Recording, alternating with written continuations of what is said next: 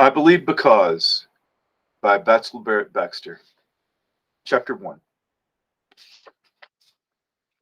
A few years ago, the members of a typical Christian family were enjoying a Sunday dinner together when the subject of evolution was mentioned. The father, for no special reason, asked his 10-year-old son if he knew the meaning of the theory of evolution. To his surprise, the boy answered without hesitation. It is the idea that the world got started by the collection of lots of cosmic dust. A long time passed, and somehow life began and has developed on up until now. This may not be a very sophisticated explanation of the Big Bang cosmic dust theory of the origin of the Earth, but it indicates quite clearly the effect which television, school textbooks, encyclopedias, and other sources are having upon the minds of young children. This particular 10-year-old boy had been taught from early infancy about the existence of God and the creation of the universe by God's power. At the tender age of 10, he saw no special problem in those two divergent explanations of how the earth came into being. That would come later. Many young people reared in Christian homes have accepted the biblical account of creation and the Christian religion in general without any serious examination of their claims. They've merely accepted these teachings without any real understanding of why they believe these and other important tenets of the Christian faith. Some of these young people, at a later time perhaps, while away in military service or attending university or working in the city, have found their childhood faith seriously challenged. Many questions have been asked of which they have known no answers. Many a young person has come home sometimes later to announce that he has lost his faith.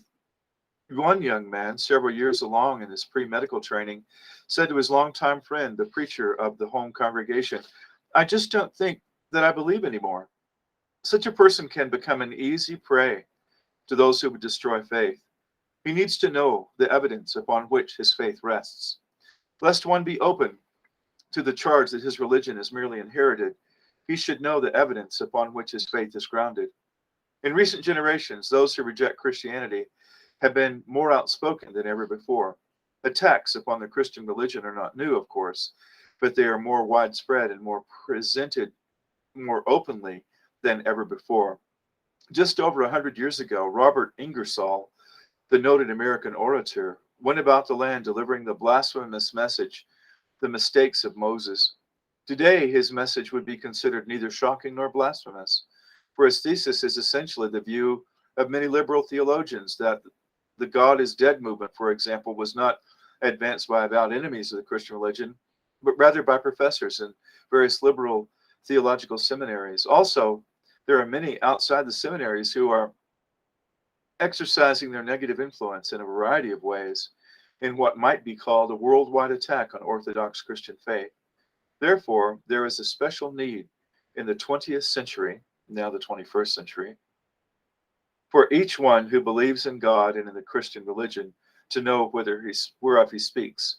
Many young people are being swept away from the faith needlessly because they're not acquainted with the evidence which solidly supports their faith. There was a time when young people generally were quite willing to accept the statements of their parents and religious leaders concerning matters of faith. If there were doubts, they were generally short-lived and seldom openly expressed. A clear-cut dogmatic pronouncement from some respected authority was enough to settle the question. It was an understatement to say that day is gone. The scientific age has brought with it a climate of inquiry. Nothing is too sacred for careful scrutiny. No statement is beyond questioning. It is especially during the high school and college years that young people find themselves examining everything they have been taught to determine whether or not it is worthy of acceptance. No person, no principle, no institution is exempt from the thorough examination. It is for this reason that young people deserve help in examining the claims of the Christian religion during the questioning period of their lives. Parents likewise need guidance in order that they may be ready to answer the questions which their children are asking. Actually, the questioning spirit of our age is a healthy sign, for it is in the long run that it should mean a firmer, more vital faith. However, it does place much heavier requirements upon parents, teachers, and religious leaders generally. If the Christian religion is true, it will stand whatever tests are placed upon it. It was Jesus who said, You shall know the truth, and the truth shall make you free. John 8:32. The Apostle Paul wrote to the Thessalonians, prove all things, hold fast that which is good. 1 Thessalonians 5:21. Any religion which will not stand careful scrutiny will not long endure, nor should it long endure. We confidently believe that the Christian faith will not only survive, but will even prosper under honest, open-minded inquiry. Among the questions which are being asked by both young and old in this age of inquiry are these. Number 1, how did our universe originate? Number 2, how old is the earth? Number 3, where did life come from? Is there a personal God? Is the God who designed the universe the God of the Bible? Number 6, if God created the world, where did evil come from? If God is good and God is all-powerful, why does he allow the innocent to suffer? Is man different from the animals in degree or in kind? Is the explanation of the creation of Genesis compatible with the theory of evolution? Number 10, is the Bible inspired? Number 11, is truth relative? 12, is Jesus of Nazareth the divine Son of God? Did Jesus really rise from the dead? Did Jesus ascend into heaven in bodily form? Is it reasonable to believe in miracles? Does situation ethics have any validity? Is the Christian religion likely to decline and die? Number 18, who am I? Number 19, what is my destiny? Number 20, is there a literal heaven and is there a literal hell?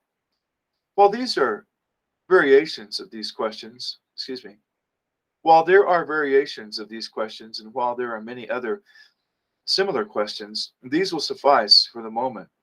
When a question of this magnitude is asked, a parent or teacher might be tempted to say, don't ask such things. You must not allow such questions to come into your mind. Such an answer is worse than no answer at all. These are legitimate questions and there are meaningful answers. The purpose of this book is to set forth at least some of these answers. Christian evidences. Ours is an age in which the study of the evidences which support the Christian religion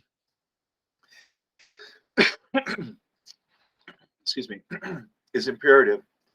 Christian evidences, wrote Leander Kaiser some years ago, is a scientific proof of the divine authority of the Christian religion. Evidence is defined as ground for belief, that which tends to prove or disprove something. Data presented to a court or jury in proof of the facts in issue, which may include the testimony of witnesses, records, documents, or objects. Therefore, Christian evidences would be that which is submitted to prove the truth of the Christian religion. In a relatively recent book, Bernard Ram has further defined and explained the whole area of study. Quote, Christian evidences is a discipline within the boundaries of the Christian religion. Christian theology is the Christian religion adequately stated, systematically interrelated, and appropriately defended. It works with the data provided by exegetical theology on the one hand and philosophy on the other. Christian theology assumes the truthfulness of the Christian religion. If it is the function of the Christian theology to construct the Christian system, it is the function of Christian apologetics to verify it. Christian evidences is a subdivision of Christian apologetics. Christian apologetics is the comprehensive philosophical, theological, and factual demonstration of the truthfulness of our Christian religion. Christian evidences is especially concerned with the demonstration of the factuality of the Christian religion, end quote. In exploring the chief areas of Christian faith, many questions are asked regularly. It will be the purpose of this book to provide some of the evidences which support Christian faith in the following 6 major areas of concern. First area, the existence of God. Second, how the universe began. Third, the inspiration of the Bible. Fourth, miracles. Fifth, divinity of Christ. And sixth, situation ethics. That's the end of chapter 1.